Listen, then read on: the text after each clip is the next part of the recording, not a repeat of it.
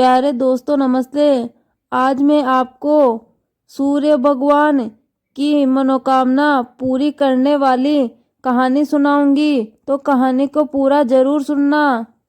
सूर्य भगवान पूरे विश्व को रोशनी देते हैं और यदि उनके वार के दिन उनकी कहानी सुनी जाए तो वो बिना मांगे अपने भक्तों को फल दे देते हैं।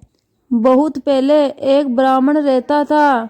वो सुबह नहा धोकर सूर्य भगवान की कहानी सुना करता था, पर घर में आते ही उसकी पत्नी रोज उसे ताना मारती कि अपनी घर गृहस्थी कैसे चलेगी।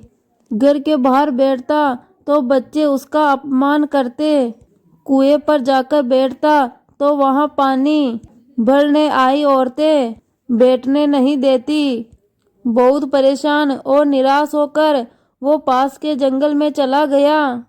जंगल में एक सूखा तालाब और तालाब के पास एक सूखा पीपल का पेड़ था। ब्राह्मण ने सोचा यह अच्छी जगह है।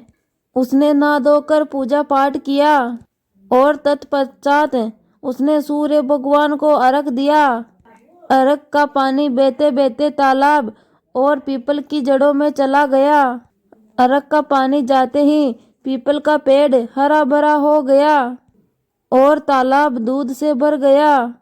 सूर्य देव ने ब्राह्मण से कहा, हे ब्राह्मण, तुझे जो मांगना है वो मांग लो। अचानक आई आवाज से ब्राह्मण डर गया। उसने सोचा पता नहीं कौन बोल रहा है। उसके दिन बाद से जब भी ब्राह्मण सूर्य देव को अर्घ देता वही आवाज आती। ब्राह्मण रोज डर जाता। वो समझ नहीं पा रहा था कि घने जंगल में किसकी आवाज आ रही है और यहाँ कोई दिखाई भी नहीं देता है। डर के कारण उसकी भूख बहुत कम होने लगी और वो कमजोर होने लगा। एक दिन ब्राह्मणी ने कहा, हे पति देव, तुम रोज उदास और कमजोर होते जा रहे हो। पहले तो ब्राह्मण चुप रहा, लेकिन पत्नी के बार बार पूछने पर उसने अपनी दुख भरी कहानी अपनी पत्नी को सुना दी। वो बोला, तू मुझे घर में बैठने नहीं देती, इसलिए मैं जंगल में जाकर पूजा करता हूँ, पर वहाँ पीपल के पेड़ से आवाज आती है, जो तेरी इच्छा है वो मांग ले। जंगल की आवाज मुझे परेशान करती है। यह सुनकर ब्राह्मणी खुशी से उछल पड़ी। वो बोली, अरे वो तो सूर्य देवता होंगे। अब की बार आवाज आए तो तुम उनसे कुछ मांग लेना। ब्राह्मण सीधा साधा था। उसने पूछा, मैं क्या मांगू? ब्राह्मणी ने ब्राह्मण को समझाया, तुम उनसे कहना मेरे घर में अन्न और धन की कमी ना हो। मेरी झोपड़ी 9 मंजिला बन जाए। घर में दास दासियां हाथी घोड़े सब कुछ हो। बेटे बेटी पोते पोतियों और जमाइयों से घर भर जाए। मैं और आप जवान हो जाए और हमेशा स्वस्थ रहें। अगले दिन ब्राह्मण ने जंगल में जाकर पूजा की। तब सूर्य भगवान ने मांगने को कहा तो ब्राह्मण ने अपनी ब्राह्मणी की बातें दोहराई। भगवान ने सोचा, देखने में तो सीधा साधा लगता है, पर बड़ी बड़ी चीजें मांग ली। भगवान ने जवाब दिया, तुम्हारी मनोकामना पूरी होगी।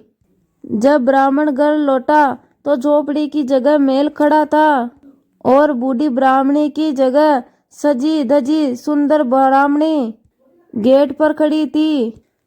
ब्राह्मण को जाते देखकर ब्राह्मणी ने अपने पति को बुलाकर कहा, ब्राह्मण देवता, यह हमारा ही घर है, आप अंदर आ जाइए। ब्राह्मण ने पूछा, इतने धन का क्या करोगी? तो ब्राह्मणी ने कहा, कंवारी कन्या का विवाह करूंगी, विवाहित लड़कियों का गौना करूंगी। फिर ब्राह्मणी ने निमंत्रण भेजकर ब्राह्मणों को भोज करवाया और दान स्वरूप सोने का सिक्का दिया। अब सब लोग राजा को छोड़कर ब्राह्मण की जय बोलने लगे। राजा को इस बात का पता चला तो राजा ने ब्राह्मण को बुलावा भेजा और ब्राह्मण से पूछा, तुम्हारे पास इतना धन कहाँ से आया कि सभी गांव वाले तेरे प्रशंसक हो गए? ब्राह्मण ने सारी बात बताकर कहा, ये मेरी नहीं सूर्य देव की जय बोलते हैं।